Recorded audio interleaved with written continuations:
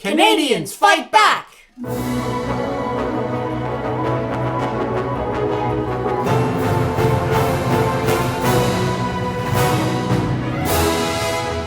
In a world ruled by a dictator Dorito with delusions of monarchy and funded by a drug-addled tech messiah trying to fast-track fascism, two Canadians grabbed their snowshoes, their sarcasm, and their sanity and said, "Not on our watch." We've been fighting the good fight since December, and now the cult's golden walls are cracking like Trump's spray tan on a rainy day. On April 5th, Americans are taking to the streets with hands-off protests. And they're not mincing words. Hands off our bodies, hands off our rights, hands off our democracy, hands off everything Trump thinks he can buy with a gold toilet and a social media tantrum. Americans are finally seeing what happens when you let a reality show host run the country. Is anyone else as disgusted as we are that former entertainers and failed media personalities are now making real-world decisions about bombing countries and killing people like it's some kind of video game? This isn't a TV reboot, it's real life, and real lives are on the line. From Philadelphia to Phoenix, people are fed up, and the movement's growing fast. What started as an outrage over abortion bans has become a rallying cry against authoritarianism, voter suppression, corporate control, and yes, the orange guy floating a third term. And this isn't just a liberal thing. Teachers, veterans, Republicans, independents, people who still have a pulse and a conscience are showing up because deep down, most Americans don't want a mango Mussolini with his finger on a button. And this surge didn't come out of nowhere. It's been ignited by leaders like Bernie and AOC, whose Fighting Oligarchy tour has drawn record-breaking crowds, tapping into the widespread desire to challenge the billionaire class and defund democratic values. But turn on the mainstream media, and what's the top story? Musk throwing a temper tantrum because people are protesting Tesla? Meanwhile, actual protests are forming everywhere, and that's not being covered at all. People are rising up. And media silence is not going to make it go away. If anything, it's just fueling the fire. This is how movement starts. This is how cults crack. And we're watching it happen in real time. Meanwhile, everyone's least favorite Florida tourist, Danielle MAGA in Heels Smith, just showed up at a PragerU fundraiser. That's right, PragerU, the right-wing YouTube machine trying to rewrite history with propaganda. This YouTube channel is a pipeline to American extremism disguised as educational content. Smith says she's defending Alberta, but really, we know she's just cozying up to the same US billionaires who want to turn Canada into a pipeline. Next thing you know, she'll be handing out Join the 51st State pamphlets at the Calgary Stampede. She laughed off 51st State talk. But we're not laughing, Danielle. Smith might be the first premier in Canadian history to run for office in two countries at the same time.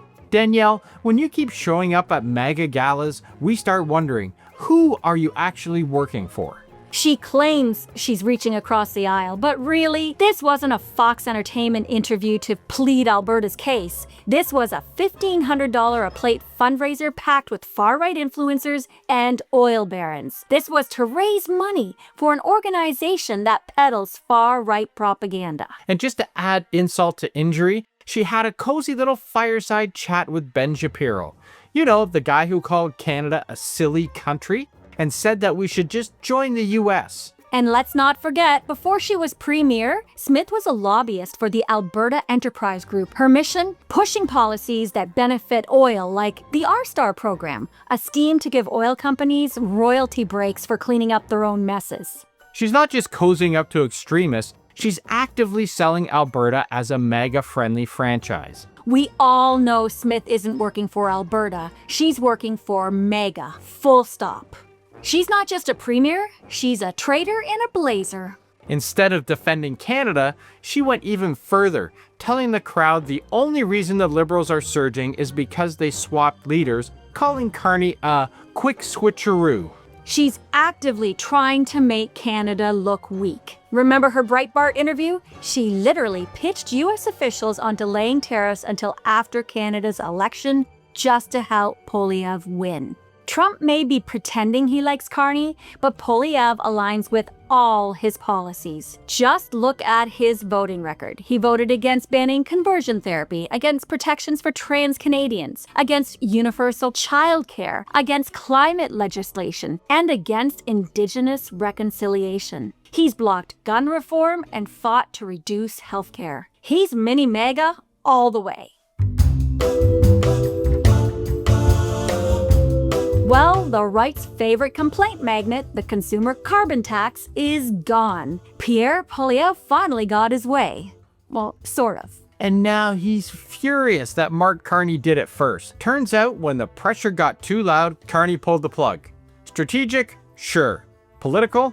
Absolutely. We get it. The carbon tax had become a punching bag, not a policy, so Carney neutralized it. But here's the real question. What happened to climate change? Just because a former reality star is all in on oil and coal doesn't mean the rest of the world has to follow suit. There used to be a whole plan. Green infrastructure, clean tech incentives, emission goals, but now, poof. Not a peep about what comes next. Carney took a hit to get the carbon tax off the table, but the rest of them, you know they're just using it as a cover to cut green programs and stall real progress. So yeah, where did all the green go? Right out the window, straight into the pockets of the people who never wanted climate action to begin with. And that's just how Trump wants it. Because that's the plan, right? Trump's demanding everyone drill, baby, drill.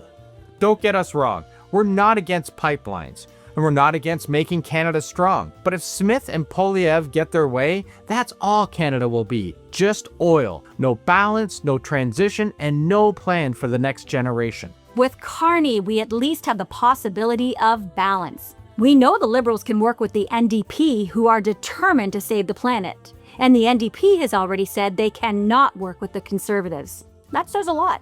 Because this isn't just about politics, it's about priorities. Whether we're investing in a future or cashing out our kids for one last oil boom. And look, we don't have kids, but we still want a government that gives a damn about saving the planet.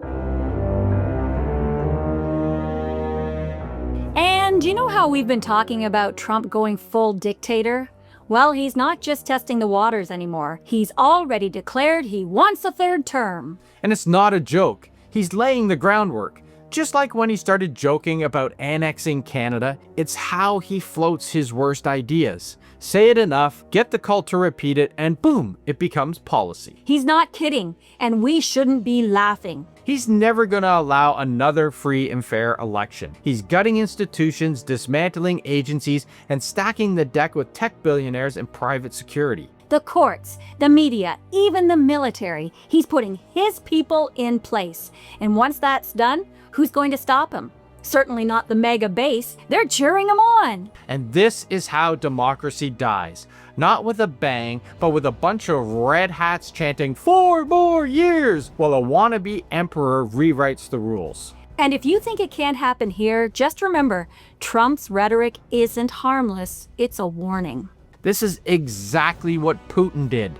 Extend the term limits, centralize the power, dismantle opposition, and stack the system with loyalists. Now he's been in charge for over 20 years, and he calls it democracy. And Trump, he's taking notes. From the very beginning, he's praised Putin, mimicked his tactics, and now he's trying to lock in permanent power with the help of America's own wannabe oligarchs. So let's not sugarcoat it. The US has fallen to Russian influence under Trump.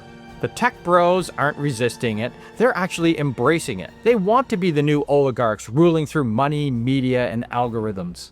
Putin wants global control, and Trump? He's the patsy who's paving the way for it. Whether he knows it or not, he's the chaos engine Russia's always dreamed of. So while Trump plays dictator cosplay down south, things aren't exactly calm up here either. In Canada, the ripple effects are hitting hard, and the cracks, they're starting to show. Pierre Poilievre is still flying around in that jumbo jet with no reporters on board. Why does one man need that much plane if he's not letting Canadians see what's going on? And let's not forget, he still hasn't secured his national security clearance. Maybe that's why the only thing that's been cleared on board is the drink cart. Seriously, what's he hiding? And listen, his rallies, they echo US talking points. Division, fear, blame, and his policies sound like they were faxed over from Ron DeSantis' office. The Liberals under Prime Minister Carney are still standing, and the NDP has made it clear. They're willing to work together. But remember, this isn't just a political game. This is about the soul of Canada.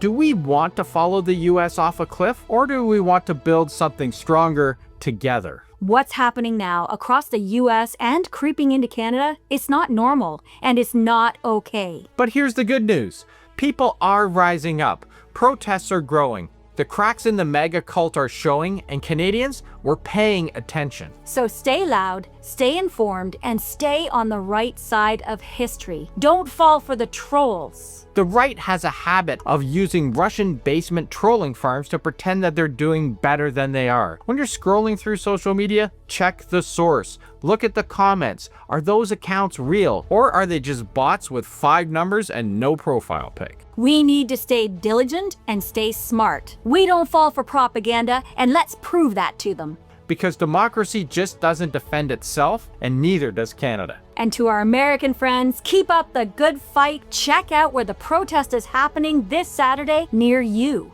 We need to stop MAGA before it sets in and we've got Trumps in power for the next 50 years. No! Because trust me, Don Jr. is not who anyone needs running a country.